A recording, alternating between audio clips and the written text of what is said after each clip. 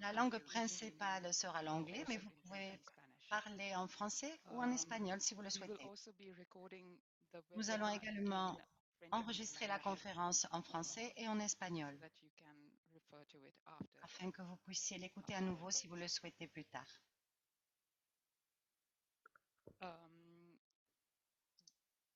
We have got a message to say that the French translation has the audio is a little bit low, so we'll try to look into that. So do keep your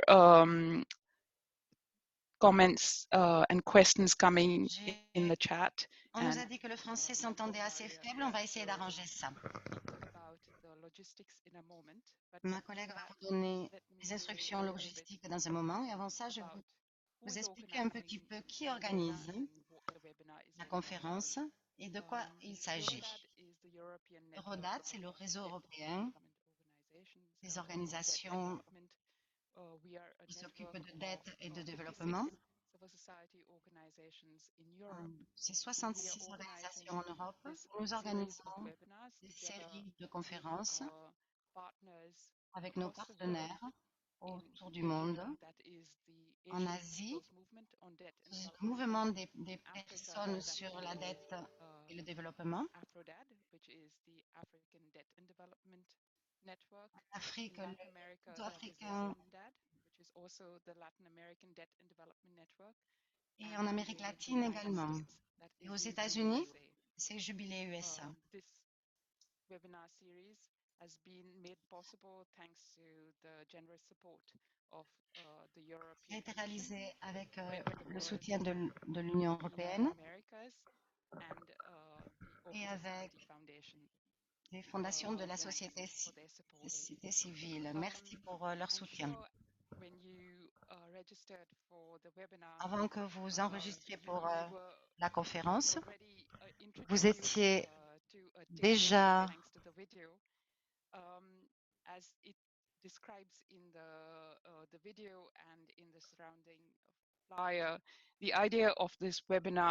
l'idée de cette série de conférences est de donner l'opportunité aux étudiants, à des activistes, à des citoyens d'avoir une idée plus claire de ce qu'impliquent des concepts qui ont rapport avec la dette, tout ce que vous devriez avoir déjà entendu parler sur la dette et que vous ne saviez peut-être pas ce que ça voulait dire. On va essayer de vous l'expliquer, de vous répondre à vos questions. Nous allons essayer d'avoir des groupes aussi divers que possible pour nous assurer qu'à la fin de cette série,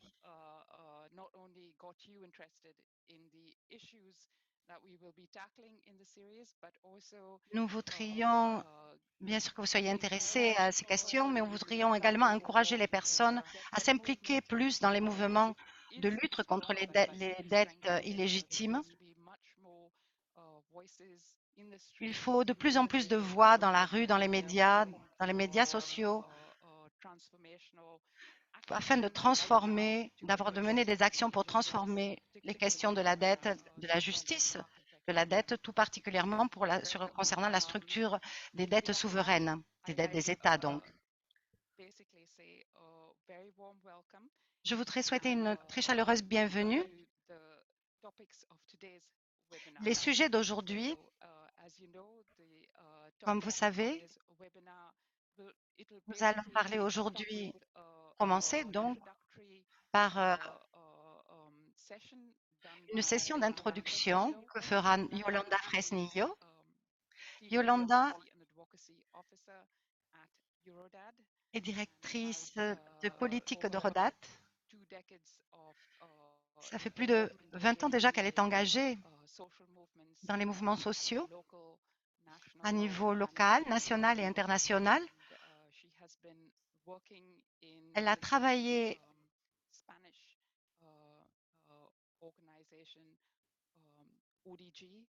dans une organisation espagnole qui s'appelle ODG. C'est l'Observatoire de la dette en globalisation. C'était du travail de recherche et de mobilisation. Elle va commencer par une introduction de base pour expliquer qu'est-ce que la dette, avant de commencer les discussions. Puis Daniel Munevar est aussi directeur à Eurodad. Il avait travaillé auparavant à l'UNCTAD, la conférence des Nations Unies sur le commerce et le développement, puis en Colombie et en Grèce comme conseiller des ministères des Finances. Donc, je vais me retourner à Yolanda pour qu'elle nous donne des informations sur comment va s'organiser la conférence d'aujourd'hui. Yolanda?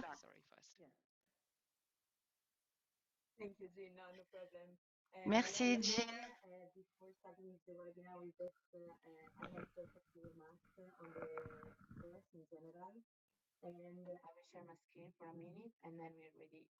On va aller sur Slido une minute et puis on va commencer. Je vais mettre les diapositives.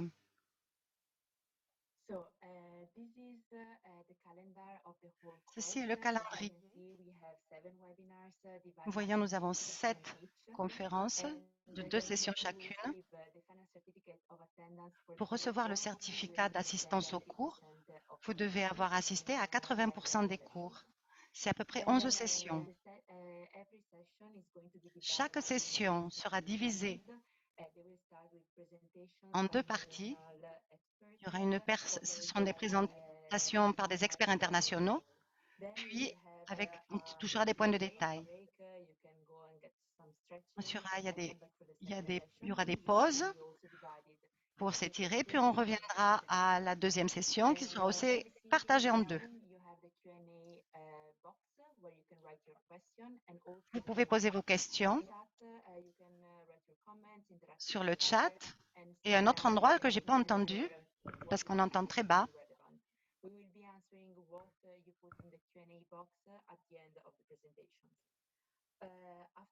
Nous poserons les questions que vous aurez mises dans la case de questions et réponses à la fin. Nous vous donnerons aussi des conseils de lecture et des documents. Nous vous rappelons que ce sera enregistré et ça sera disponible sur Internet quelques semaines après l'enregistrement. Voici mon email. Vous pouvez m'écrire si vous avez des questions. J'essaierai de vous répondre. Yolanda, dès que vous êtes prête.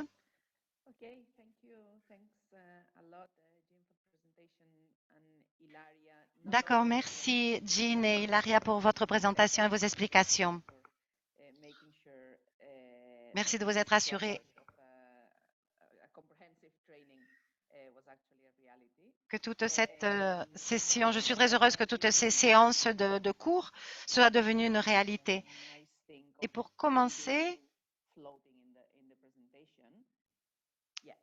voilà, je vais essayer d'envoyer ma présentation. Cette première séance sera sur des concepts de base. Ça sera peut-être trop compliqué pour certains ou au contraire trop simple. Mais bon, nous voudrions aborder les concepts les plus basiques de la dette avant de commencer. Cette présentation ainsi que les présentations suivantes seront disponibles ensuite, postérieurement aux conférences. Au cas où vous auriez des questions particulières, vous serez toujours à même de les poser plus tard, ne vous inquiétez pas. Donc, je vais commencer par expliquer qu'est-ce qu'une dette. Une dette publique.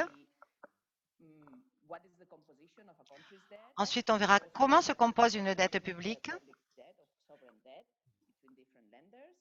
On va voir la composition entre les différents prêteurs, comment ça évolue. Et on va voir plus en particulier la dette des pays du Sud au cours des dernières années pour essayer de comprendre la dynamique de l'endettement. On abordera des concepts de dette garantie par des actifs, des choses un petit peu plus compliquées. Et enfin, pour faire le lien avec la session, avec ce dont va parler Daniel, donc de la soutenabilité de la dette, j'expliquerai pourquoi la dette souveraine est une question importante par rapport aux droits de l'homme, aux droits humains en général, et donc pour la vie de tous. Donc vous pouvez écrire vos questions dans la case questions et réponses. Ça s'appelle Q&A, je crois. Donc, qu'est-ce qu'une dette publique? Une dette publique, ce sont les obligations des gouvernements et des agences du secteur public vis-à-vis de l'extérieur, de l'étranger donc. Donc, cet extérieur, ça peut être des agents privés, des banques, d'autres institutions publiques, d'autres gouvernements.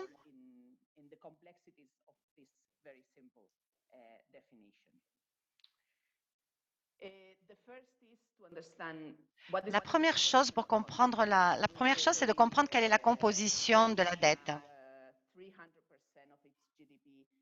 Si l'Espagne a 35% de son PIB en dette, il faut qu'on voit qu'est-ce qui appartient à la dette du secteur privé et la dette du secteur public, donc de l'État. Nous allons parler ici de la dette souveraine, de la dette des États. Mais je pense que c'est important de commencer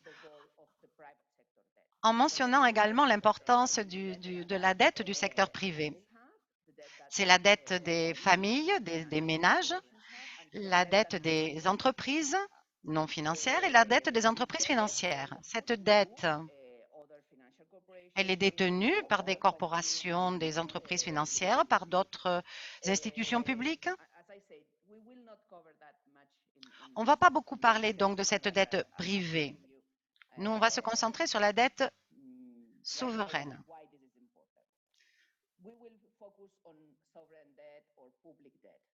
Donc, la dette souveraine ou la dette publique, c'est la même chose. C'est donc la dette du secteur public plus les dettes qui sont garanties par les pouvoirs publics. Il faut que je crois que ça se comprend, non? Ce sont les dettes qui sont des dettes privées, mais qui sont garanties par les gouvernements, pour lesquelles les gouvernements apportent des garanties.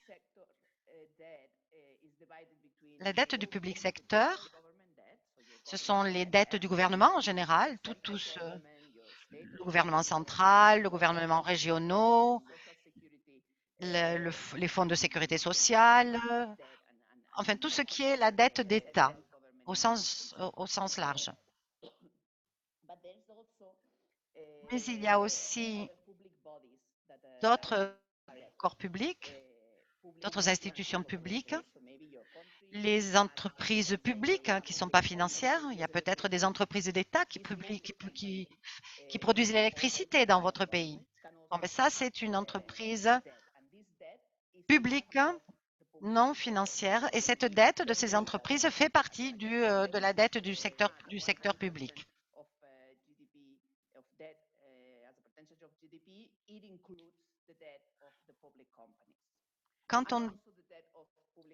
Il y a aussi la dette des entreprises financières publiques, c'est-à-dire la Banque centrale de votre pays et d'autres. Ce n'est pas juste le gouvernement central, donc c'est aussi toutes les institutions et ainsi que les entreprises publiques. C'est important parce que parfois, ces autres dettes, comme celles des gouvernements locaux ou par les entreprises d'État, souvent, elles ne sont pas très visibles. Et pourtant, elles ont un impact important sur la vie des personnes. Et elles sont cachées Et tout d'un coup, on en entend parler, ça fait des scandales. Mais c'est important de tenir en compte donc. Comment cette dette est-elle, quelle est la distribution? Quelle est la part de la dette à chaque secteur? Ça, ce sont les données de 2021 hein, de l'Institut des finances internationales. Et comme vous pouvez voir, seulement 30% de la dette est détenue par des gouvernements. 60% de la dette dans le monde est détenue par le secteur privé. C'est très important de savoir ça. Cela comprend donc les ménages, les entreprises et les entreprises financières quand on parle du secteur privé. Quand on parle de dette du secteur privé ou que le secteur privé détient, c'est toute cette partie-là. Donc le secteur financier, les ménages et les entreprises non financières. Et c'est ça l'évolution. C'est important parce qu'au cours de l'année dernière, la dette globale, la dette mondiale, du Sud et du Nord, que ce soit des entreprises privées ou publiques, a augmenté. Elle a atteint un record.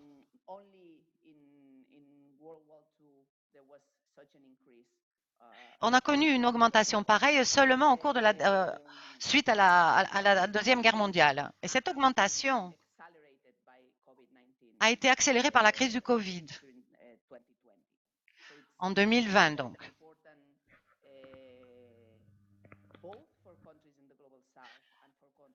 Une question qui est importante pour tous les pays. Sur quoi doit-on se centrer quand on parle de dette publique?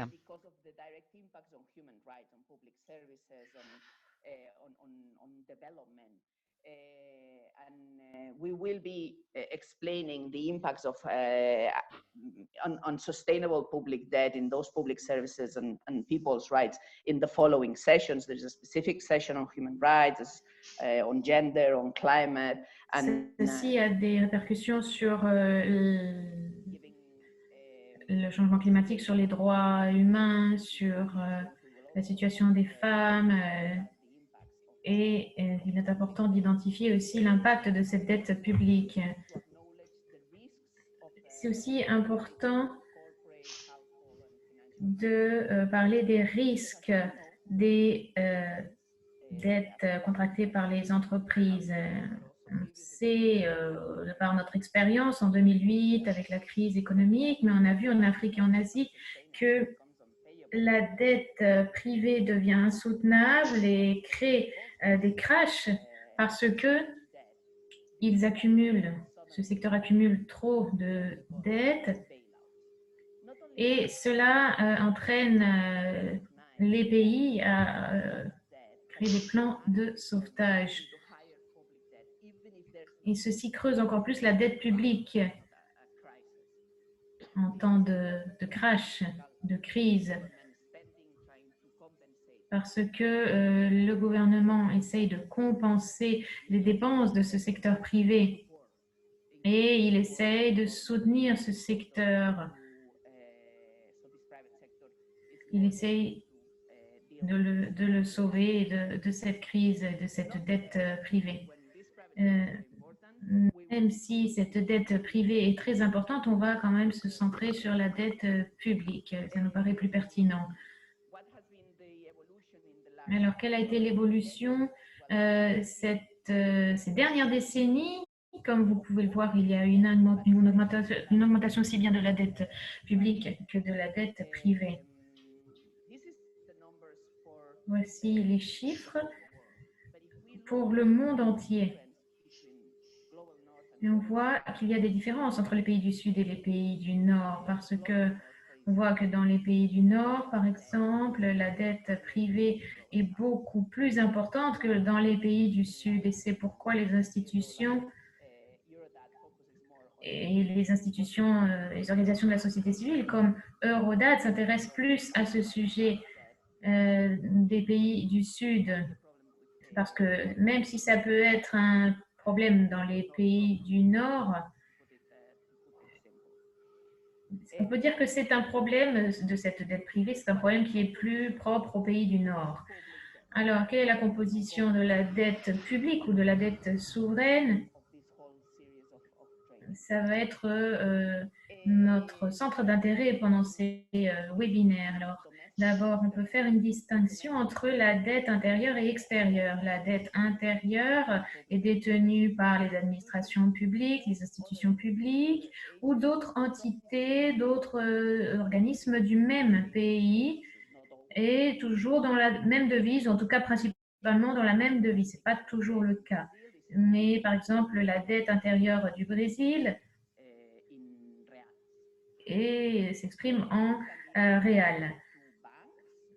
Donc, cette dette intérieure est détenue par des banques, par des porteurs d'obligations d'État et par des institutions non bancaires et aussi par d'autres institutions publiques telles que la Banque centrale, par exemple.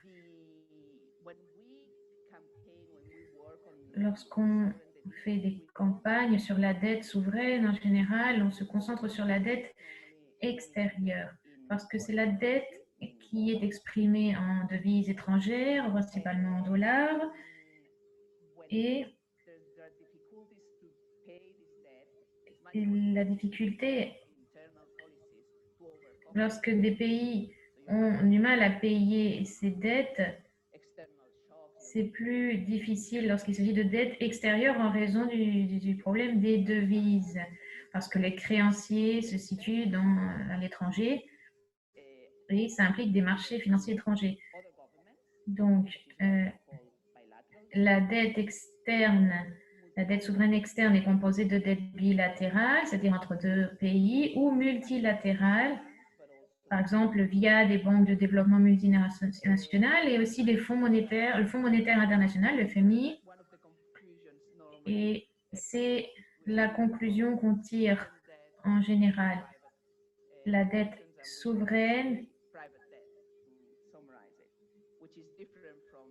on parle de dette privée, mais ça ne veut pas dire que c'est la dette qui émane, qui est détenue par le secteur privé. J'espère que je me suis fait comprendre. Donc, cette dette souveraine du secteur privé peut être détenue par des porteurs d'obligations d'État. Je vais y revenir après.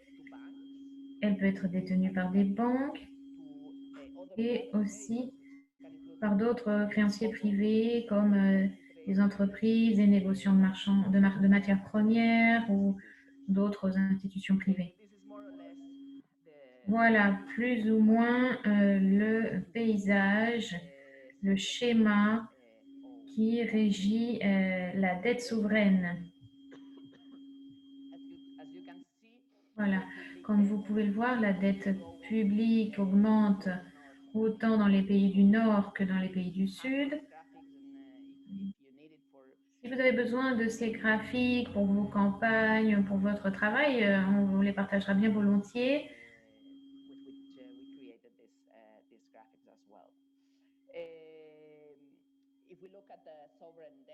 qui concerne la dette souveraine actuelle dans les pays du Sud,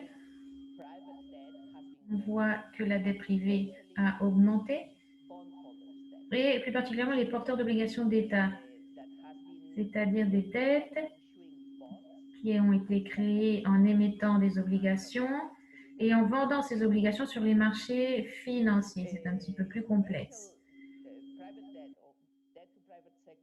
Les dettes du secteur privé aux banques commerciales, aux institutions financières maintiennent le même niveau, le même pourcentage.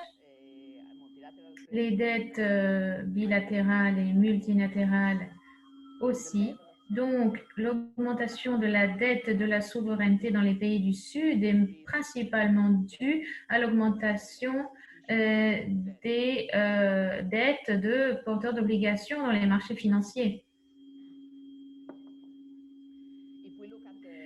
Si on s'intéresse à la répartition de la dette souveraine par région du monde, on voit que dans toutes les régions du monde, on constate une augmentation, mais plus particulièrement en Amérique latine et en Asie-Pacifique. Ça veut dire que... Est-ce que ça veut dire que la dette est un plus gros problème pour ces régions? Parce que la dette en elle-même n'est pas un problème si elle grandit, si elle augmente. Elle est un problème lorsqu'elle ne permet pas au gouvernement d'investir dans les secteurs publics, d'investir dans le développement économique pour protéger les citoyens, les entreprises et les grandes et les moyennes entreprises, etc. Voilà. Et c'est là qu'il faut différencier le service de la dette et l'encours de la dette. L'encours de la dette, c'est en fait la quantité de dette encourue. Et sur ce graphique, eh bien, les chiffres représentent la quantité de dette encourue par an. La dette peut être exprimée en valeur absolue, comme le dollar américain par exemple. Et ça nous permet d'observer l'évolution grâce à des graphiques. C'est utile de voir comment cette dette augmente en termes absolus. Mais en général, cette quantité de dette est exprimée en pourcentage du PIB pour exprimer la quantité de PIB que cette dette représente, la quantité de richesse d'un pays qui est représentée par cette dette. Je vais aussi vous expliquer ça plus en détail après. Et après la session sur la soutenabilité de la dette aussi, on y reviendra sur ça. Ensuite, on parle de dette, de service de la dette. Alors, c'est ce qui est payé tous les ans, tous les mois, ça dépend, ou ce qu'on attend, ce qu'on espère payer à l'avenir. Et c'est ce qu'on appelle l'amortisation du principal, c'est-à-dire le retour de la partie de la dette.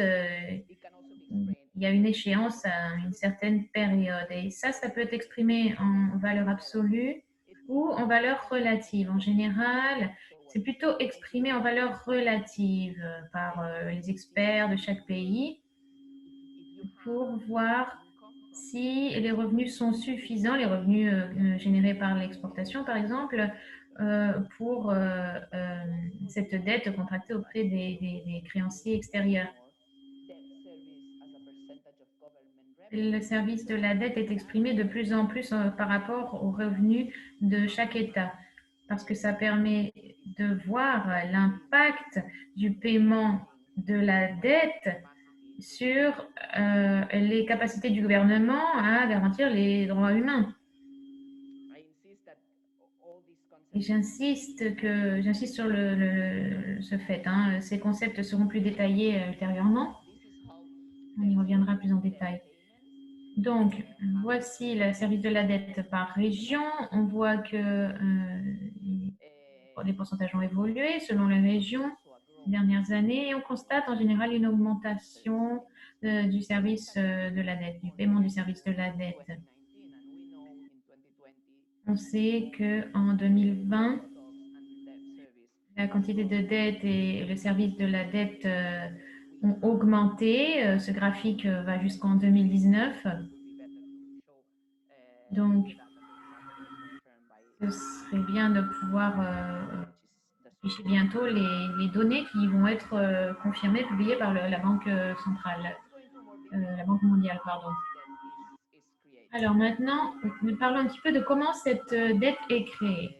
En ce qui concerne les prêteurs privés, les porteurs d'obligations d'État, je vais passer à cette diapositive. Qui sont ces porteurs d'obligations d'État? Eh bien, comment cette dette est créée? Lorsqu'un pays veut augmenter ses ressources, il peut émettre des obligations qui sont proposées aux investisseurs ou aux marchés internationaux et c'est là que la dette devient extérieures à travers ou bien à travers des marchés financiers intérieurs. Ces obligations d'État sont vendues normalement via des banques, via des fonds d'investissement, des fonds de pension ou d'autres produits financiers. Les acteurs clés de ce processus ne sont pas les détenteurs finaux de ces obligations. Par exemple, les détenteurs de fonds de pension dans votre famille. Ce sont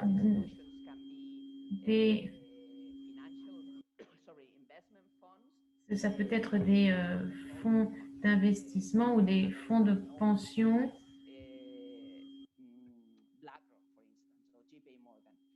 JP Morgan en est un bon exemple. C'est nouveau de la nuit dernière. Nous avons au Royaume-Uni, les organisations de la société civile ont lancé une campagne pour pousser les créditeurs privés, et plus particulièrement les fonds d'investissement, pour les pousser à annuler la dette. Vous voyez, il y a un hashtag Cancel the Debt sur Twitter pour voir les actions qui sont menées dans ce sens. Ça a été réalisé hier, c'est tout nouveau, c'est tout frais. Au début de l'année 2019, il y avait déjà 25 pays à faible revenu ou à moyen revenu qui ont contracté des obligations d'État sur les marchés internationaux et en Amérique latine et dans les pays de l'Asie de l'Est et du Pacifique, on trouve le plus grand nombre de porteurs d'obligations, suivi par l'Europe et l'Asie centrale. Sur cette diapositive, vous voyez la répartition des porteurs d'obligations qui représentent ce fonds. Par exemple, là, c'est le cas de la Zambie avec l'émission d'un eurobond de 1 milliard. Vous pouvez voir le nom des entreprises représentées. Il y a JP Morgan, il y a des banques comme HSBC, UBS, Asset Management, donc la banque UBS.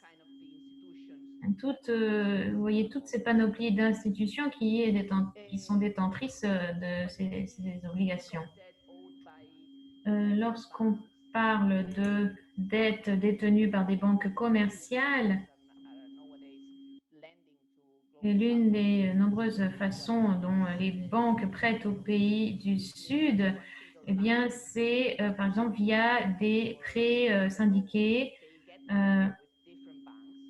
c'est-à-dire qu'ils parviennent à des accords avec d'autres banques pour promouvoir des prêts aux États de pays du Sud. Ils diversifient leur offre. Et ceci rend plus difficile la tâche d'identifier d'où viennent ces prêts, par qui cet argent a été prêté. Il y a aussi d'autres prêteurs privés, tels que des négociants de matières premières. Le Tchad, par exemple, a connu une crise de la dette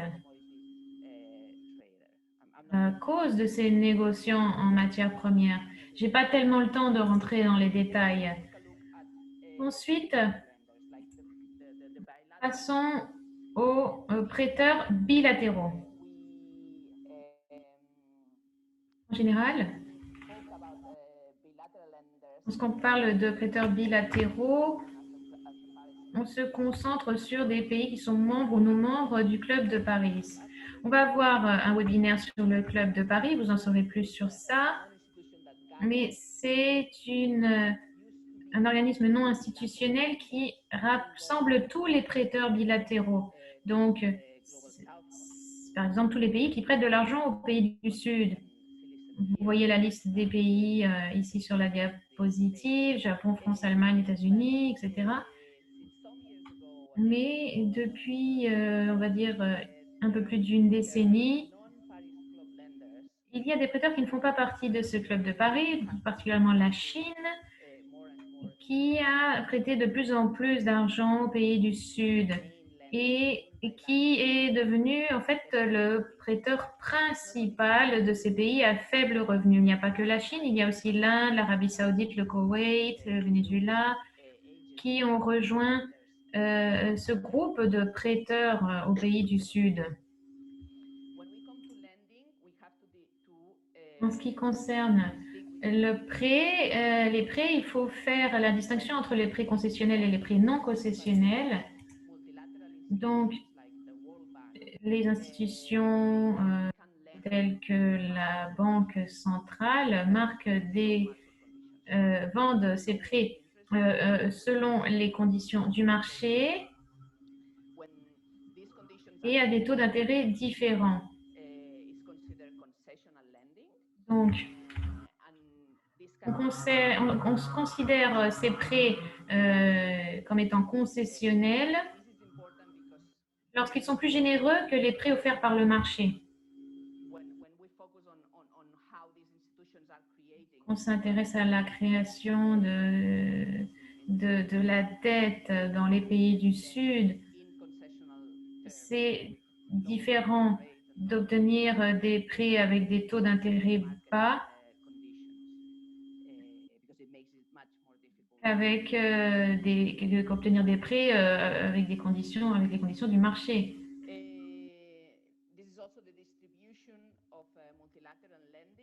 Voici la distribution des prêts multilatéraux dans les pays qui participent à l'initiative de suspension du service de la dette. Et vous voyez que la Banque mondiale est le prêteur principal, mais c'est bon de voir aussi les autres prêteurs, par exemple la Banque de développement africaine, la Banque de développement asiatique, etc.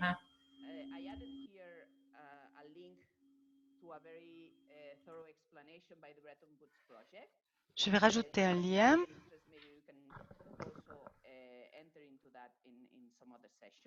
Vous pourrez aussi accéder au cours d'une autre session.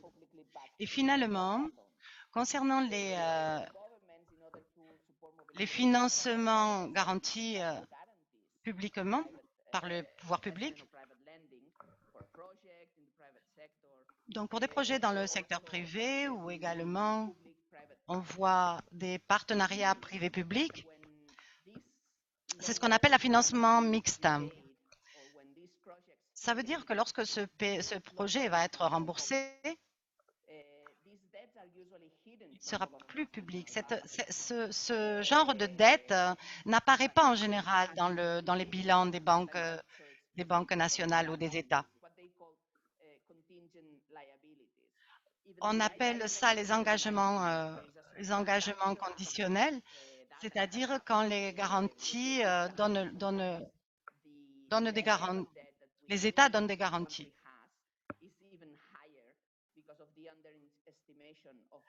Le FMI reconnaît que qu'il y a un gros manque de données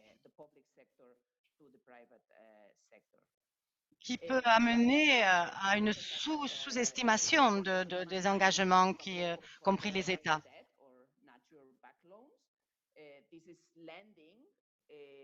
Alors, ce qu'on appelle la dette collatéralisée en anglais, c'est la dette garantie par des actifs, c'est-à-dire la dette est garantie par de la terre ou des ressources naturelles ou des revenus futurs, comme la vente le revenu de la vente de matières premières ou des retours d'investissement. C'est une manière de se financer par les prêteurs non traditionnels. Et c'est surtout important, ça concerne surtout les prêts que concède la Chine. La plupart des prêts de la Chine à l'Afrique, 33%, sont garantis par l'exportation de ressources naturelles ou de matières premières. Ce n'est pas du tout transparent. Alors pourquoi est-ce important? C'est important parce que, alors c'est peut-être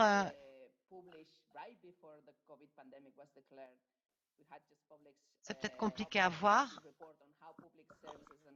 On avait ça, un rapport sur l'impact sur les services publics et sur les droits humains qui sont menacés par la crise de la dette. On avait déjà un rapport et avec la crise de Covid-19, ça a encore empiré. Daniel vous en parlera ensuite de la soutenabilité, mais le gouvernement, donc, quand on a un peu, le gouvernement va essayer de réduire ses dépenses parce qu'il accède moins, il a moins de ressources, mais aussi parce qu'il est sous les conditionnalités du FMI.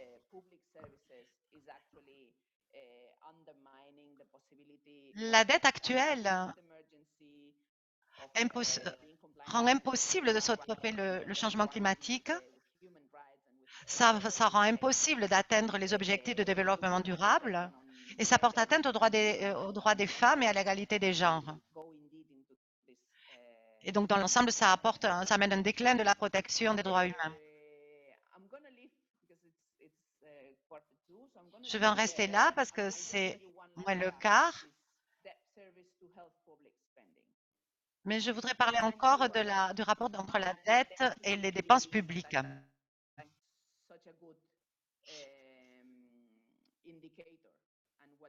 Donc, pourquoi ce n'est pas un bon indicateur?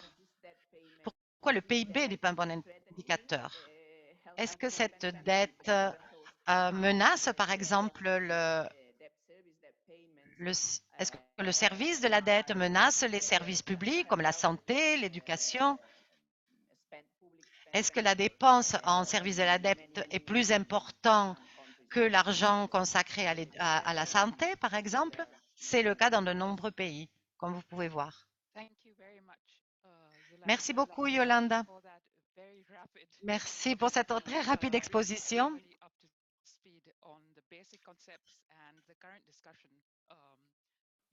On a dû aller très vite sur les concepts de base de la dette publique. Ensuite, les questions principales ont été pour la plupart déjà répondues. Il reste encore quelques questions. Je pense qu'on pourrait les regrouper en une série de questions plus particulièrement sur la nature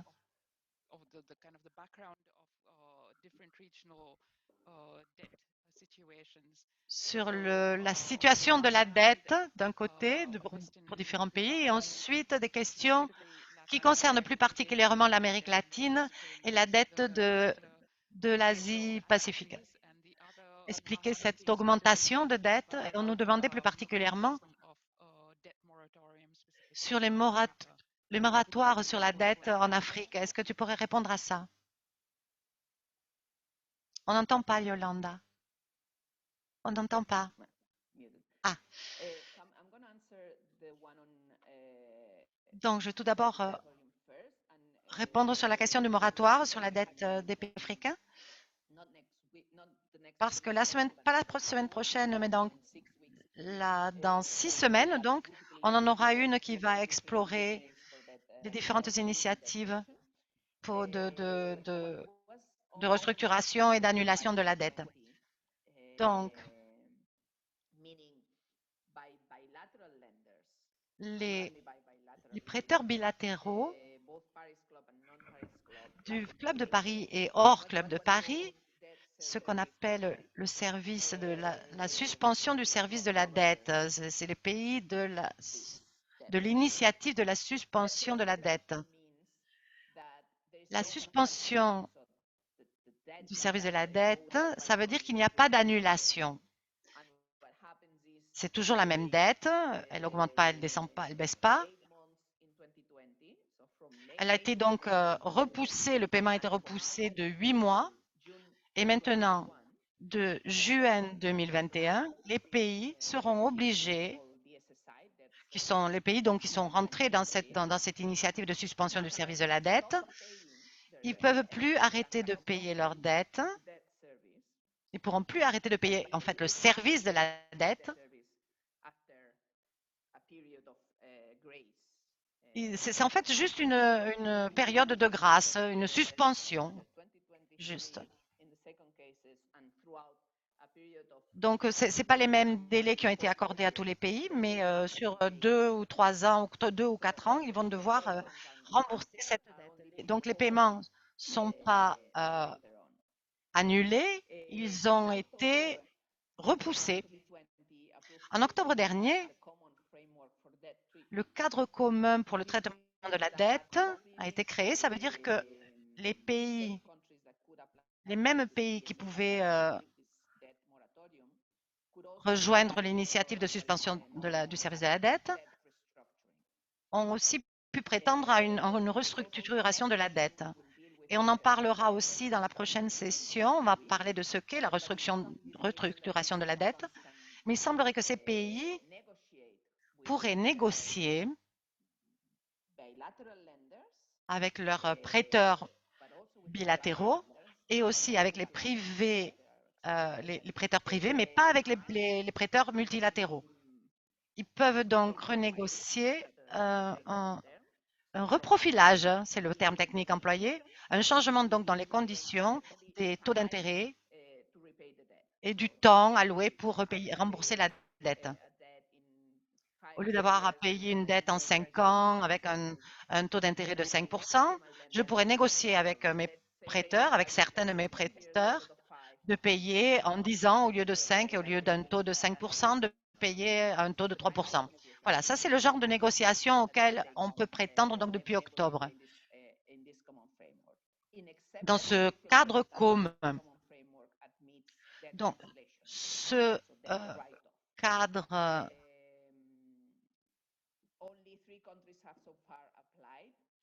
admis l'annulation de la dette, mais il n'y en a que 3 qui ont appliqué ce cadre.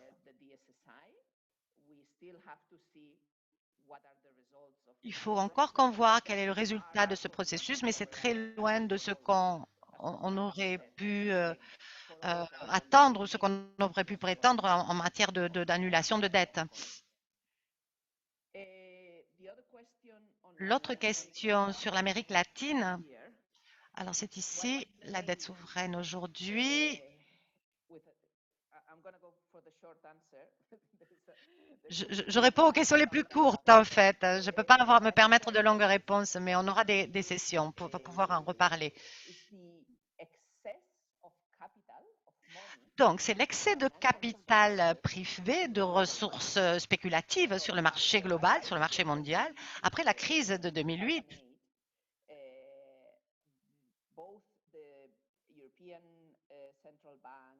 La Banque centrale européenne et le Trésor des USA a offert aux gouvernements dans le nord, des pays du Nord, ou aux États-Unis, ont offert de prêter à un intérêt très, très bas, à un taux pratiquement négatif. Donc, si les marchés, les fonds d'investissement, s'ils veulent prêter à un pays en Europe ou aux États-Unis, il faut qu'ils prêtent à ce taux d'intérêt très bas. Donc, ils ont très peu de bénéfices. Donc, ces investisseurs ont cherché d'autres marchés et se sont donc orientés vers les pays du Sud, les pays émergents, les économies émergentes d'Amérique latine et les pays d'Afrique subsaharienne. Ils ont donné un accès, un énorme accès, un accès très facile à la dette à tous ces pays. Voilà, ça c'est une des raisons.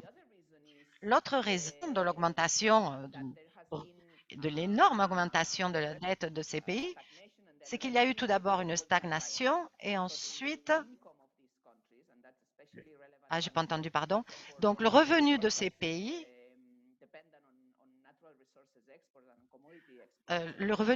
dépend de leurs exportations de matières premières. Donc les revenus ont réduit à cause de la baisse des prix des matières premières. Et d'une certaine manière, ça a été couvert. La réponse a été l'augmentation de la dette publique. Bon, bien sûr, c'est très, très résumé. Ça dépend du contexte dans chaque pays. Mais je voudrais vous dire qu'il y a une raison à l'origine, c'est qu'il y a des paradis fiscaux et des quantités de flux financiers illicites. Il n'y a pas de volonté politique suffisante de faire des réformes financières, des réformes fiscales, mais aussi, il y a une énorme quantité d'évasion fiscale. Ça veut dire qu'il n'y a pas assez de ressources propres pour couvrir les déficits des pays et trop de capitaux spéculatifs.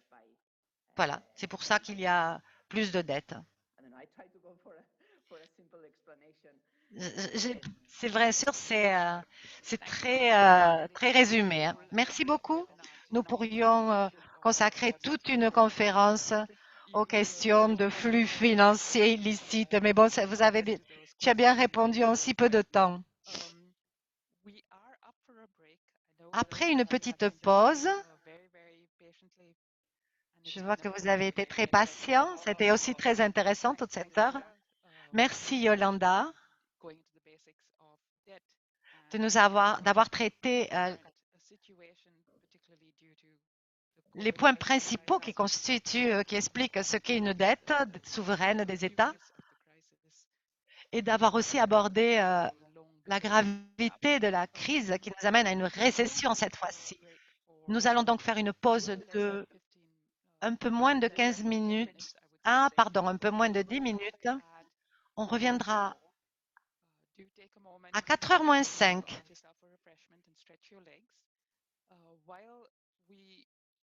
Pardon, 4h05. À 16h05.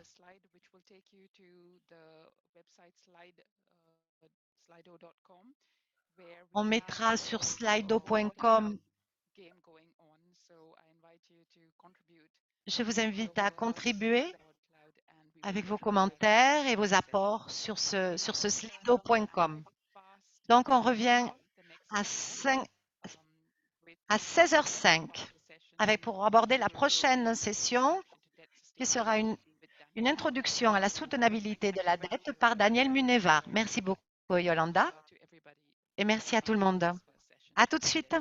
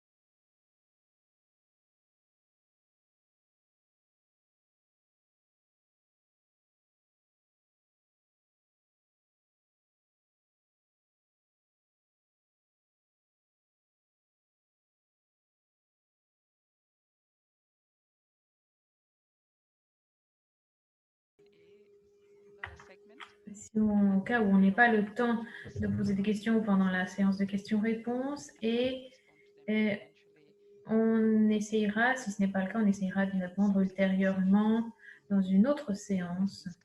Donc, allez-y, hein, continuez de poser vos questions. Maintenant, je vais céder la parole à Daniel Moudevar, qui va nous parler du concept de la soutenabilité de la dette. Il va aussi parler d'un certain nombre d'enjeux.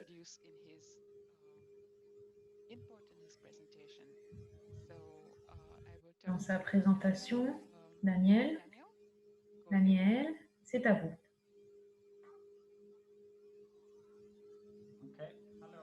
Ok. Bonjour à tous. Je vais essayer quelque chose qui peut marcher très bien ou pas du tout. Donc voilà, je croise les doigts.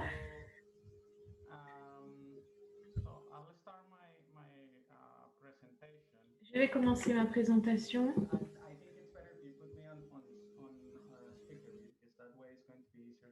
Je crois que c'est mieux que vous me mettiez en mode... voilà, c'était une indication pour Hilaria. Alors, merci à mes collègues, merci à Yolanda, Hilaria, merci d'organiser ce webinaire. Vous avez fait un très bon boulot. Hilaria, merci d'avoir organisé tout ça. Vraiment, il faut admettre que tu as fait un formidable travail. Aujourd'hui, je vais parler de la soutenabilité de la dette. Ça peut paraître un petit peu rebutant comme sujet ou effrayant, mais je vais essayer d'en parler d'une façon assez accessible, compréhensible et pour vraiment capter l'intérêt des participants. Et vous verrez qu'à la fin de la présentation, ce n'est pas un sujet si difficile que ça. Donc, ma présentation va être composée de 3 blocs. D'abord, je vais parler du concept de la soutenabilité de la dette, pourquoi ce concept existe. Ensuite, je parlerai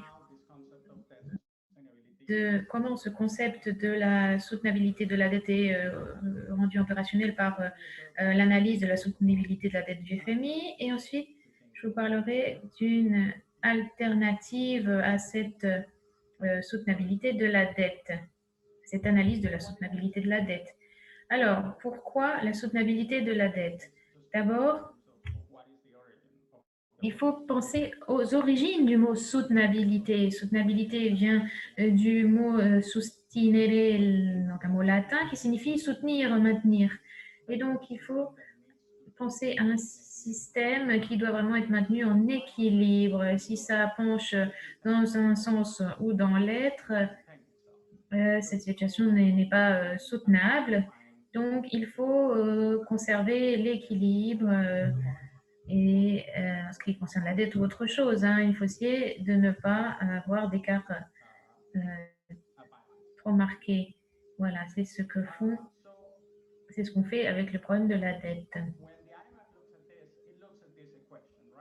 Donc, comment trouver l'équilibre? Tout repose sur cette équation. Je ne veux pas vous effrayer. Je ne vais pas vous faire de l'algèbre, mais c'est une façon de vous expliquer via cette équation pourquoi c'est important pour le fonctionnement des dynamiques de la dette et de la soutenabilité de la dette. Et lorsqu'on pense à cette soutenabilité de la dette, eh bien, elle repose sur 3 index. D'abord, la croissance économique. Ensuite, elle est aussi dépendante des taux d'intérêt du secteur public d'un pays. Et 3, qu'est-ce qui se passe avec la balance fiscale en ce qui concerne les recettes et les dépenses d'un État. Et c'est l'interaction de ces 3 éléments qui va permettre l'équilibre, donc la soutenabilité ou l'insoutenabilité de l'évolution de la dette publique. Alors, comment ça fonctionne? Voici un graphique pour vous expliquer comment ces différents éléments, ces 3 éléments interagissent entre eux. D'abord, en ce qui concerne à droite l'augmentation de la dette, lorsqu'il y a une augmentation de la dette, lorsque les revenus d'un pays augmentent, la dette augmente, parce que plus un pays a de l'argent, plus il peut contracter des dettes, plus il a des ressources disponibles. Donc, lorsqu'il y a une crise économique, ceci exerce une forte pression sur la dette. Ensuite, à gauche,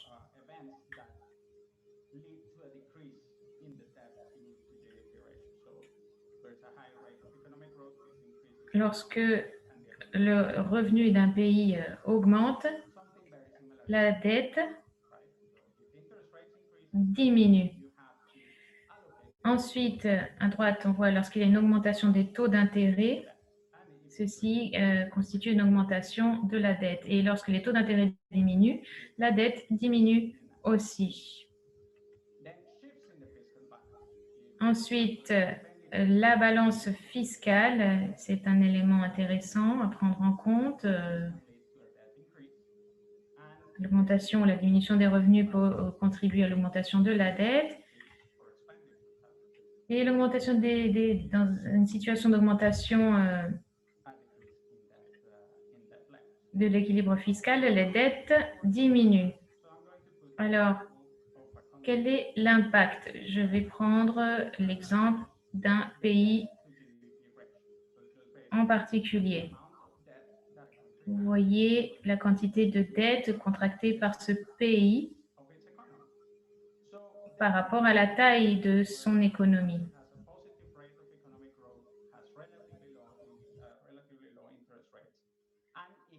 Lorsque l'économie est bonne, les taux d'intérêt sont relativement bas.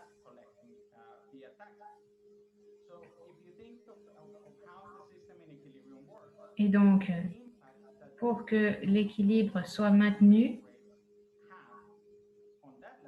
il faut penser à l'impact des taux d'intérêt sur les dettes encourues. C'est pourquoi les dettes peuvent rester stables, même si un pays a un déséquilibre fiscal.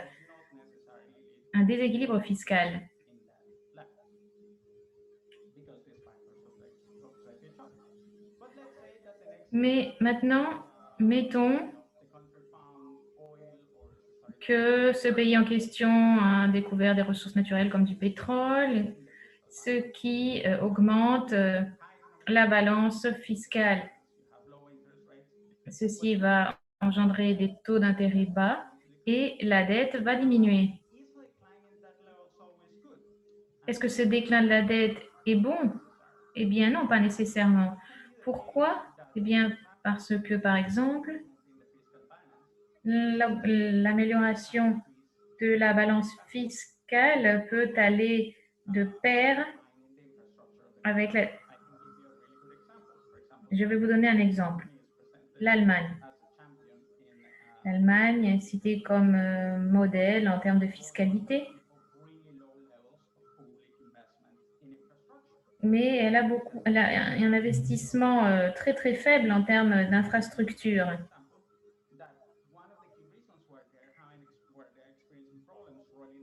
Et l'une des raisons à cela,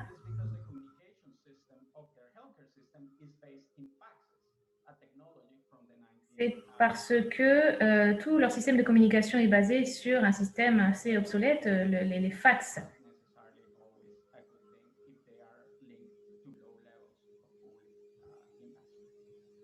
Et ceci traduit bien le peu d'investissement dans le secteur public. Maintenant, mettons que la position du gouvernement en termes de dette s'est détériorée et que le pays a épuisé toutes ses réserves de pétrole. Donc, la dette augmentera dans ce pays et l'impact de cette détérioration de la balance fiscale va avoir un impact sur la situation de la dette.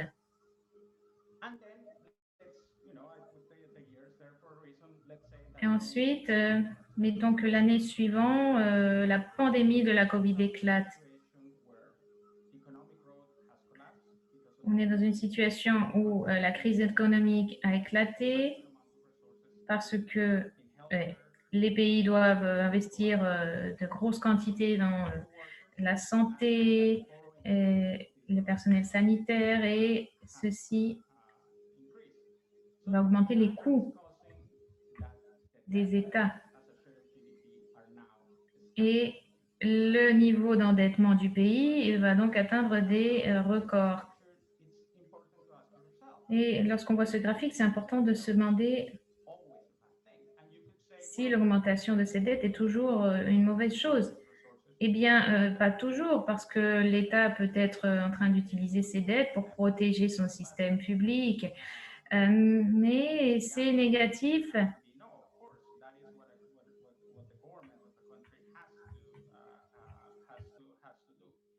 C'est ce que le gouvernement doit faire, allouer des ressources dans les services publics grâce aux dettes contractées.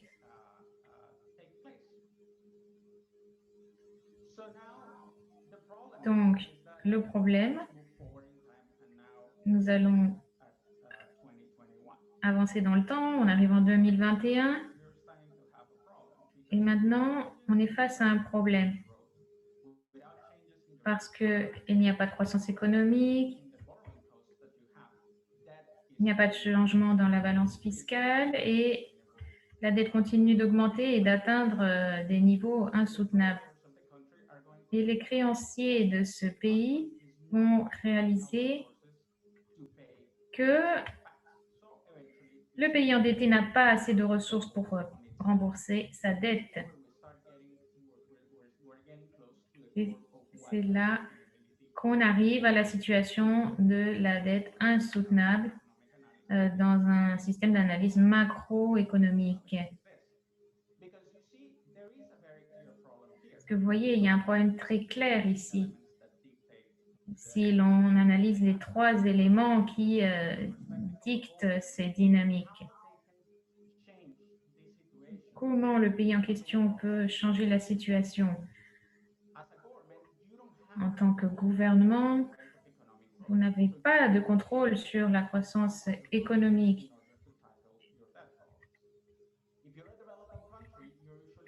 Si vous êtes un pays en développement, vous empruntez en général en dollars, ce qui veut dire que vous n'avez pas de contrôle sur les taux d'intérêt. Et donc, pour stabiliser le niveau de la dette, une des solutions est de stabiliser le solde budgétaire. Donc, la façon dont le FMI analyse cela, c'est qu'en termes de soutenabilité, il n'y a rien qu'on puisse faire en termes de croissance économique et en termes de contrôle de taux d'intérêt. La seule chose qui peut être contrôlée, c'est l'ajustement de ce solde budgétaire. Donc, en quelle mesure cet ajustement doit être fait pour parvenir à un objectif de réduction de la dette, à une dette soutenable et à une stabilisation de cette dette. Donc, il y a une façon très pragmatique de penser à cela. Si vous pressez un pays trop, si vous exercez trop de pression sur ce pays, les gens vont protester. Mais si vous n'exercez pas assez de pression,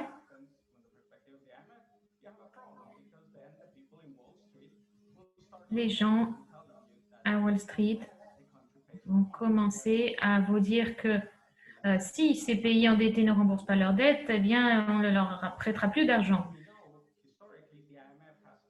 On sait que le FMI, historiquement, a toujours été du côté des créanciers et ça a conduit à regarder le point de la soutenabilité. Ça a entraîné un ajustement fiscal comme solution, historiquement parlant. Vous dites peut-être que je ne sais pas de quoi je parle, mais voici un article publié par le FMI avec la définition de la soutenabilité de la dette.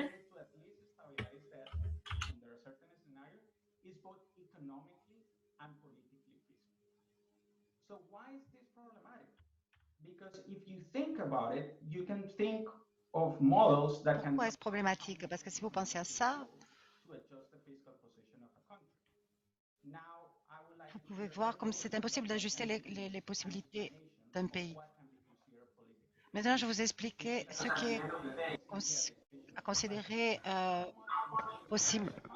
Combien vous pouvez pressionner fiscalement la population d'un pays? C'est ça qui doit être considéré quand on parle de soutenabilité. Donc maintenant, nous allons passer à cette partie de la discussion. Je vais vous faire un rapide historique.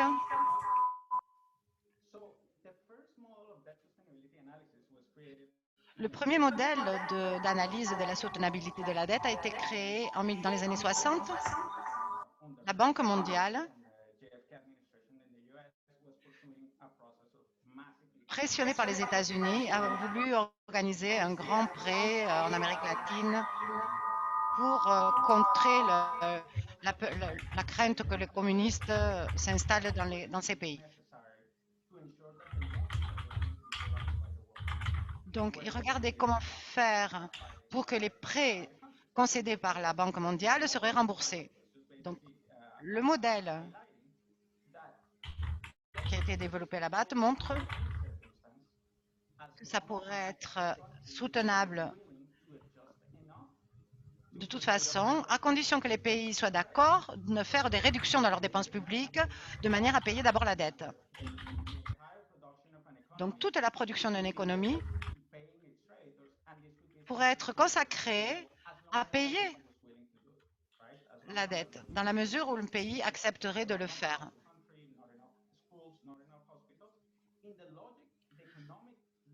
Dans la logique,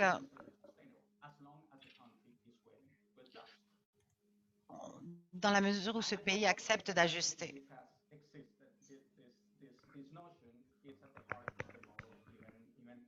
Donc, cette notion est au cœur du modèle, même aujourd'hui.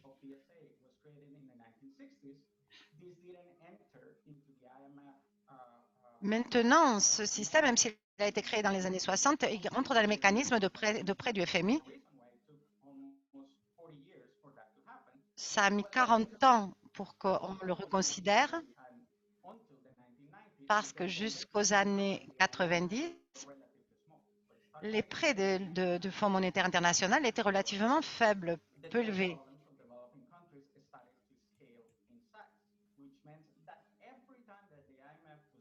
Chaque fois que l'IMF faisait des prêts, il faisait des prêts plus importants.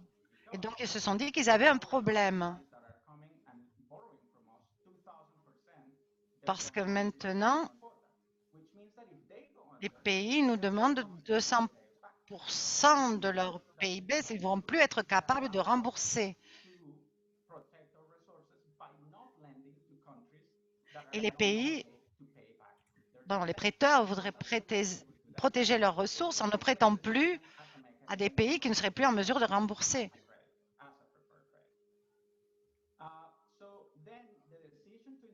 Donc, la décision d'introduire ce mécanisme d'analyse de la soutenabilité de la dette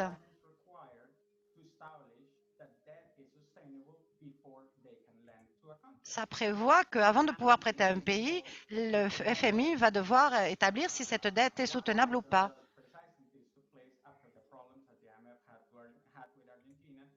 Ça s'est passé après les problèmes que le FMI avait avec l'Argentine. Il continue à prêter dans une situation d'insoutenabilité.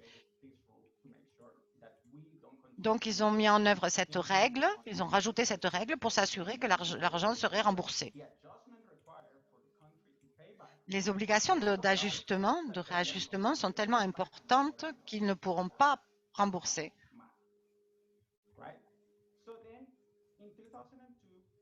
En 2002, le FMI a créé deux modèles différents. Un de soutenabilité pour les pays à faible revenu. Et puis, il y a quelque chose d'autre qui existe. Le cadre d'accès au marché pour les pays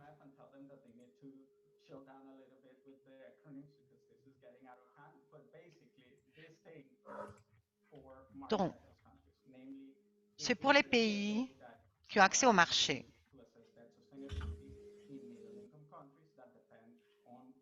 Pour les pays de revenus moyens, intermédiaires.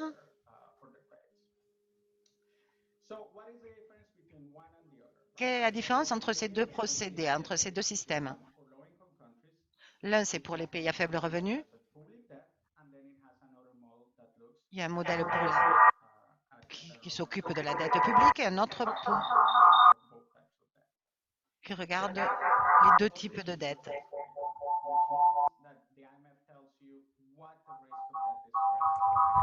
Le FMI examine le risque de défaut sur la dette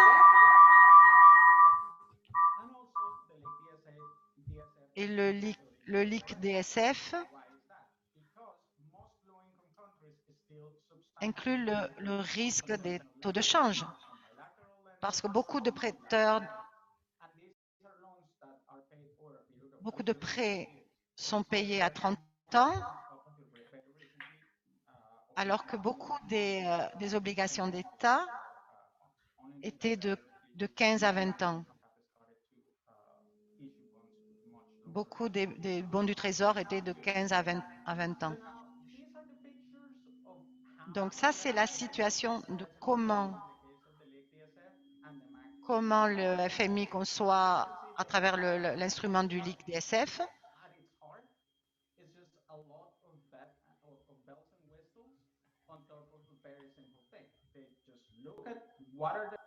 Il regarde simplement les probabilités, combien ça va pouvoir coûter de prêter. Il regarde quelle est la capacité d'ajustement du pays. Et les modèles qu'on a depuis les 10 dernières années comparent des pays à d'autres pays. Ils disent par exemple on a Argentine, puis ils disent ben, on a la Jamaïque qui est d'accord de faire des ajustements, donc on va prêter à la Jamaïque. C'est juste un rapport entre la pression fiscale qui sera exercée sur le pays, l'acceptation de la pression fiscale est directement relative à l'argent qui sera prêté.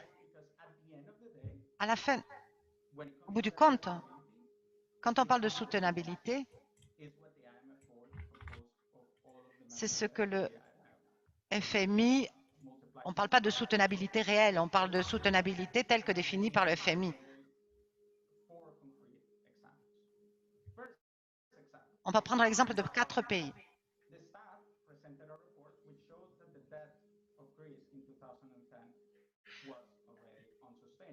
La banque a présenté un rapport en 2010 disant que la dette de la Grèce n'était pas soutenable.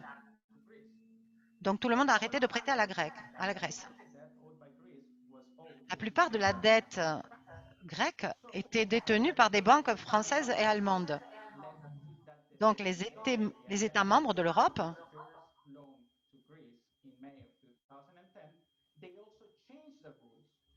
ils ont changé les règles pour que le FMI puisse prêter à la Grèce malgré le fait que sa situation est insoutenable. Donc, ce n'est pas vrai que les règles sont intangibles, qu'on ne peut pas les changer. Après, prenons le cas de l'Argentine. Même histoire. L'Argentine est revenue sur les marchés en 2018, emprunter de l'argent.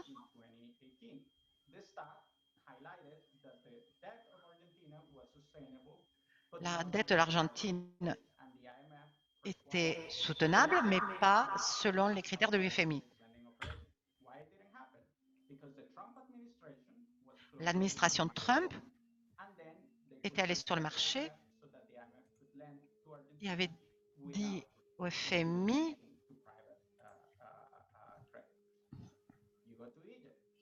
allons à l'Égypte, 2020, même histoire. Le FMI a regardé la dynamique de son endettement. La dette de l'Égypte est soutenable. Il faut reprofiler sa dette. Et donc, les États-Unis et l'Europe a prêté à l'Égypte, bien que sa dette, l'Égypte emprunte aussi des quantités importantes.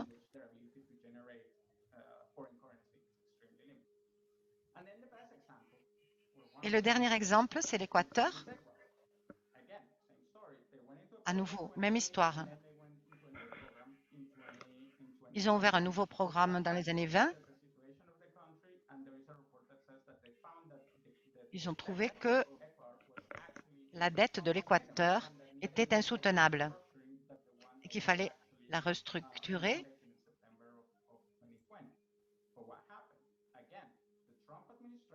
L'administration Trump a fait pression sur le FMI à nouveau.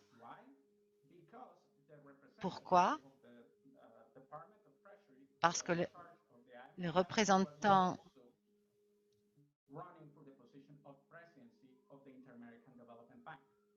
il y avait aussi des prêts de la Banque interaméricaine de développement.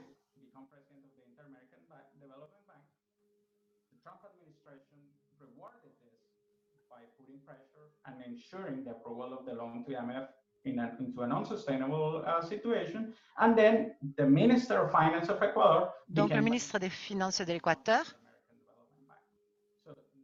a dû rembourser, si j'ai bien compris. On entend très mal, je suis vraiment désolée. Le son est très, très mauvais.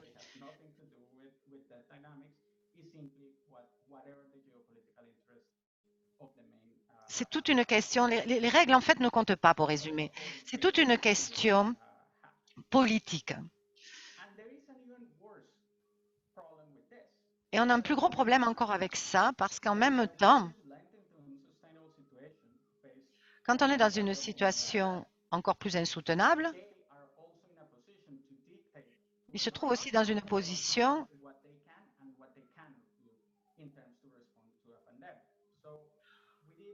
de se demander qu'est-ce qu'ils peuvent faire ou pas faire pour répondre à la situation. Nous avons trouvé que 76 pays à qui l'IMF avait prêté de l'argent en 2020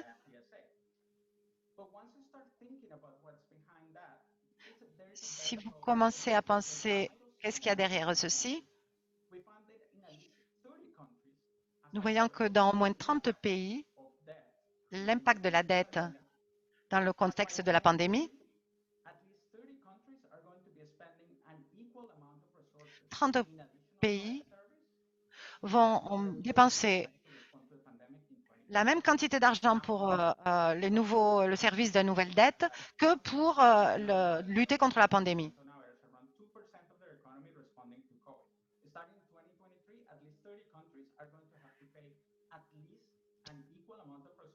In additional debt service.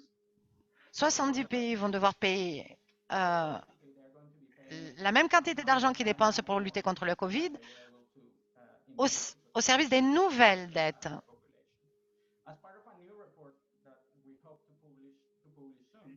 Nous allons bientôt publier. Nous avons trouvé que justement, en cause de l'impact de la pandémie, les recommandations du FMI et que ces pays doivent ajuster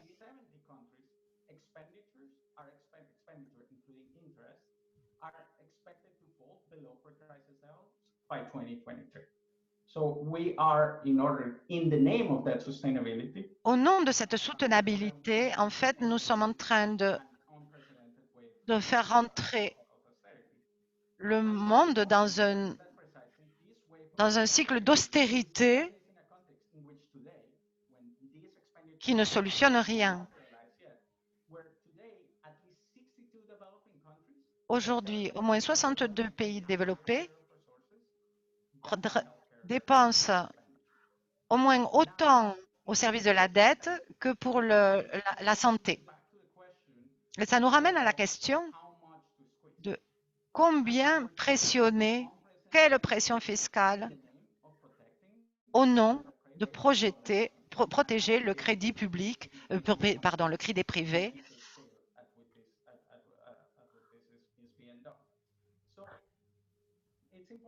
Donc, c'est important de voir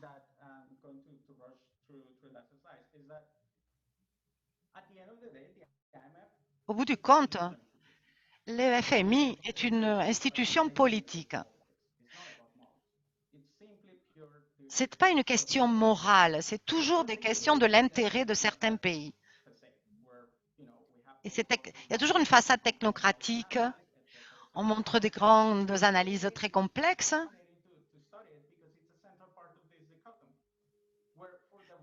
C'est à la base les analyses de la soutenabilité de la dette font partie de cette dichotomie. Quand vous voyez ce qui se passe concrètement, vous voyez bien que toutes ces règles et tous ces calculs n'ont rien à voir avec les décisions prises finalement. Toutes les décisions sont prises finalement sur des bases politiques et de l'intérêt de certains. Donc, combien les pays en développement doivent faire des réajustements pour pouvoir payer, au détriment des besoins de base de leur population.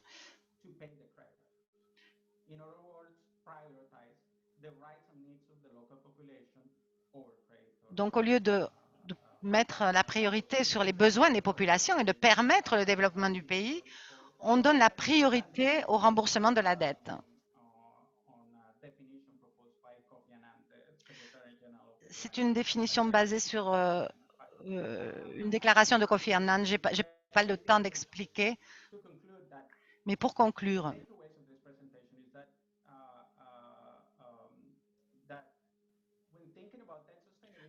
quand on passe à la soutenabilité de la dette, il faut penser à la relation entre le PIB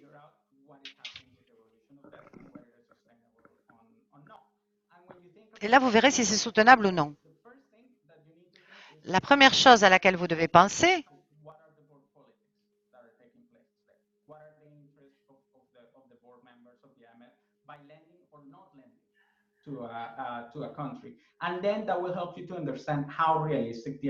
le FMI, ce qu'il regarde, c'est quel intérêt on va pouvoir avoir avant de concéder un prêt.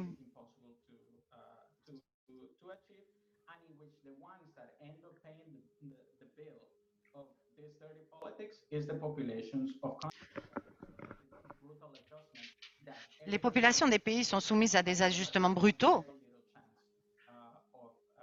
Et en fait, ça n'a aucune chance ces restructurations n'ont aucune chance de donner des résultats positifs pour le développement de l'économie du pays. Je suis désolée. Je suis vraiment désolée, ça allait trop vite, le son était trop mauvais. On pourra recommencer. Je vais proposer qu'on recommence Comme vous avez dit, il y a une question géopolitique très importante dans ces questions. Le FMI dit qu'ils suivent les règles, mais en fait, la question c'est toujours qui définit les règles et qui change les règles. Qui établit les règles? Et on a pu voir comment les règles ont été changées chaque fois que certains ont eu intérêt à le faire. Donc, je vais vous inviter à rejoindre la conversation. Il y a beaucoup de questions qui ont été posées. Peut-être pouvons-nous commencer avec la question sur d'où vient cette dette? Comment savons-nous, par exemple,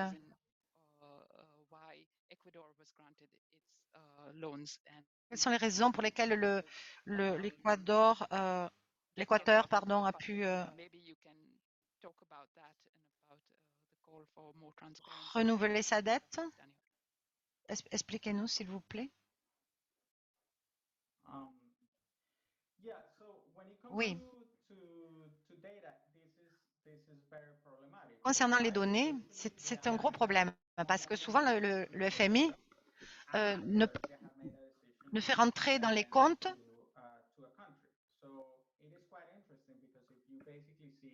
que certaines données.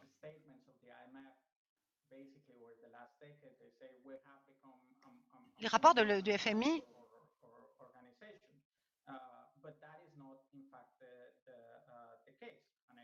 ne montrent pas la réalité des chiffres. L'Équateur est allé vers les FMI et a demandé un prêt. Quand un pays demande des ressources au FMI et le FMI finalement lui prête, ça prend 2 à 6 mois pour que finalement le FMI lui prête. Et les discussions entre le FMI et les pays sont secrètes. Le public n'a accès qu'à la décision finale.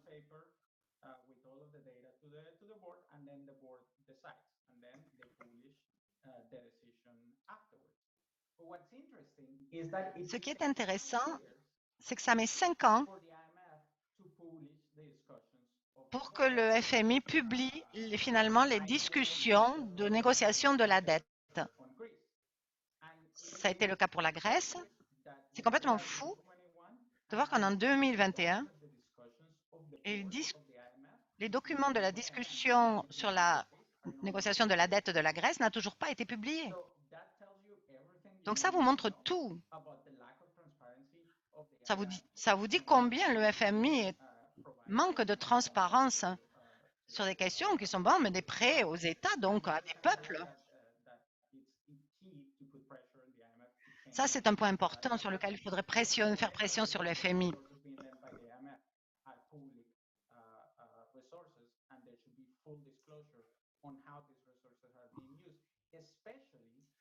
Tout particulièrement parce que le FMI prête, quand il prête dans une situation d'insoutenabilité,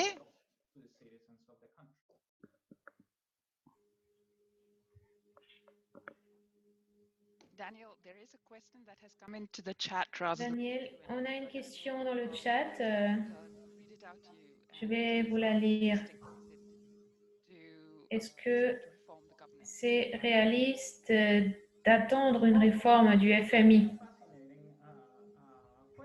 Oui, c'est une question captivante parce qu'au bout du compte, le FMI n'est pas une institution privée. Elle est constituée d'actionnaires, de membres du monde entier. C'est seulement le manque de volonté politique des membres du FMI qui pose problème. Et aussi le manque de volonté de l'Union européenne qui détient une grande partie du FMI. Donc, changer les règles du FMI dépend en tout pour tout de la volonté politique. Je vais vous donner un exemple. Pendant le contexte de la COVID, il y a la possibilité d'approuver une émission de devises émis par le FMI. C'est un mécanisme qui va permettre de créer des liquidités sans aucun coût dans le monde entier. Mais le problème, c'est que à chaque DSA qui est émis,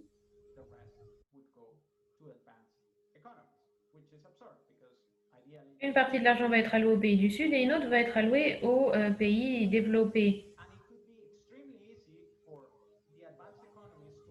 Et pour les pays développés, ce serait facile de changer la donne et de dire que toutes les ressources devraient être allouées aux pays en développement. Mais il y a seulement pas de volonté politique, il n'y a tout simplement pas de volonté politique pour faire ça, pour allouer ces ressources aux pays du Sud.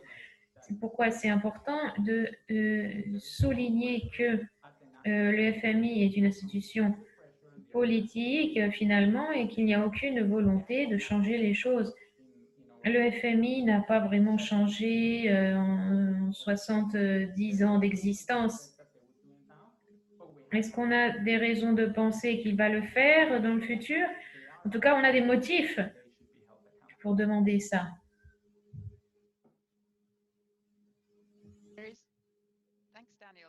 Merci, Daniel. Nous avons une question sur le problème de la conditionnalité et cette conditionnalité à voir aussi avec la transparence à l'échelle internationale. Est-ce que c'est quelque chose qui est fait par le FMI ou est-ce que le FMI s'intéresse à d'autres enjeux que la conditionnalité et la transparence? D'abord, en ce qui concerne la transparence, je vais dire une chose, ensuite je passerai à la conditionnalité. Alors, encore une fois, le FMI proclame qu'il est transparent, mais ce n'est pas le cas. Je vais vous donner 2 exemples concrets. 81 pays ont demandé des ressources au FMI dans le cadre du programme du FMI.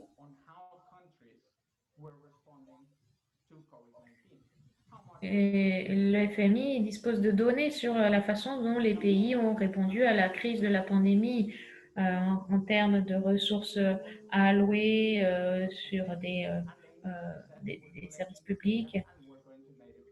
Et donc, ils disposent de ces données et ils peuvent les rendre publiques. Donc, on s'est adressé à eux pour accéder à ces données pour savoir comment les pays réagissaient face à la pandémie. Ils nous ont dit qu'ils ne pouvaient pas partager ces informations. Donc déjà, problème numéro 1. Ensuite, problème numéro 2, c'est très important d'avoir une transparence totale lorsqu'il s'agit de dette publique. Le G20, avec le soutien de l'OCDE et du FMI, va collecter toutes les données sur les pays qui participent à l'initiative de suspension de la dette. Et cette base de données ne va pas être publique. Elle ne sera accessible que pour les créanciers.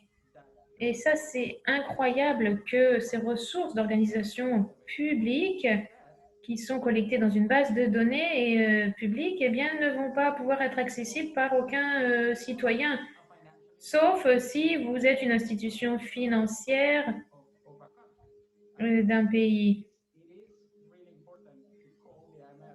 Donc, c'est vraiment très important de rappeler l'hypocrisie du FMI par rapport au sujet de la transparence, parce qu'ils incitent tout le monde à être transparent, mais eux ne le sont pas en termes de prise de décision ou en termes de partage de données.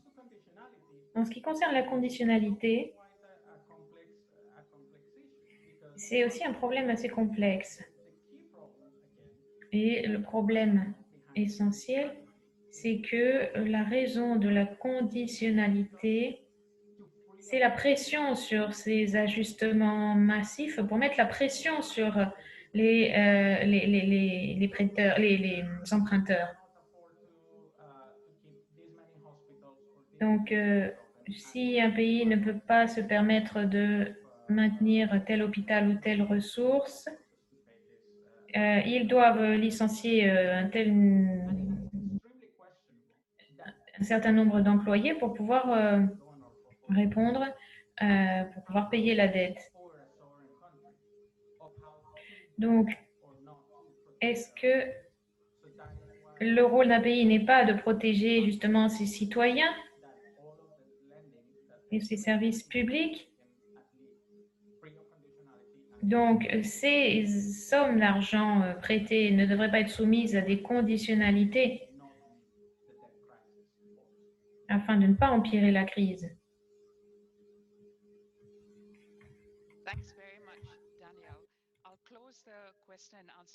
Merci, Daniel. Je vais clore cette séance de questions avec un vous remerciant chaleureusement, Daniel. Merci de nous avoir offert cette perspective assez acide du FMI. Et merci pour cette présentation assez politique. Merci à tous d'avoir posé vos questions. Nous allons maintenant achever la séance et avant cela, j'aimerais donner la parole à Hilaria qui va nous parler des résultats du sondage qui a été fait. C'est à vous, Hilaria. Merci pour cette excellente présentation. Maintenant, je vais vous montrer le sondage réalisé sur slido.com. Alors, la première question. Quel pays a la dette externe la plus importante? La réponse est les États-Unis. Vous avez bien répondu. Ensuite, quel pays a le ratio d'endettement le plus important? Le ratio d'endettement national, c'est donc le Japon. C'est correct. Ensuite, quel est la dette nationale par citoyen en Belgique, sachant qu'il y a 11 millions d'habitants? La réponse était la numéro 3. Et ensuite, combien de temps cela prend-il pour que les fortunes des 1000 milliardaires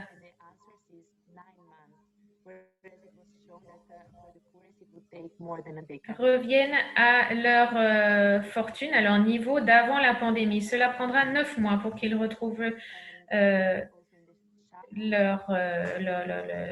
même niveau de fortune.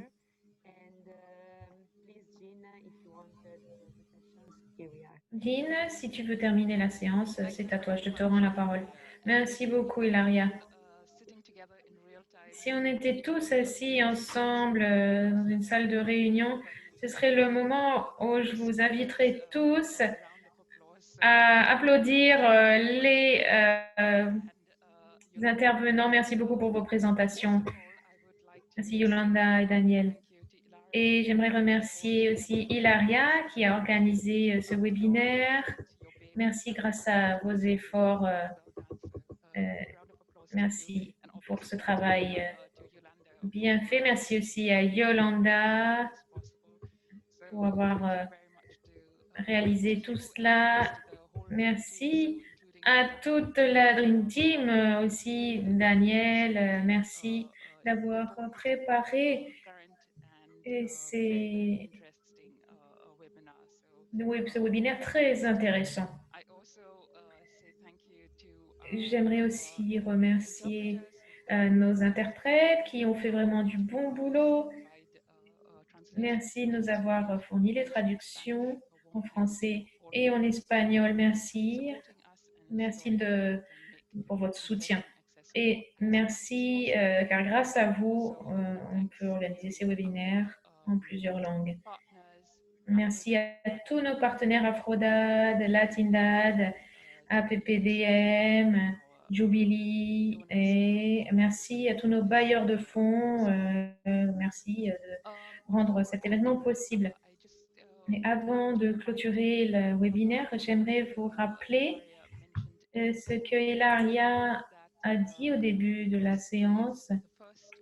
Voici le premier webinaire d'une série sur la dette qui va continuer donc en mars. Le prochain aura lieu le 31 mars. Vous voyez les informations sur votre écran. Le titre sera « Défaut de paiement et restructuration de la dette en Amérique latine ». Et voici les différents panélistes qui vont traiter des différents enjeux en Amérique latine. Nous avons la chance d'avoir des intervenants de qualité qui vont nous présenter ce sujet de la dette en Amérique latine. Si vous ne l'avez pas encore fait, inscrivez-vous.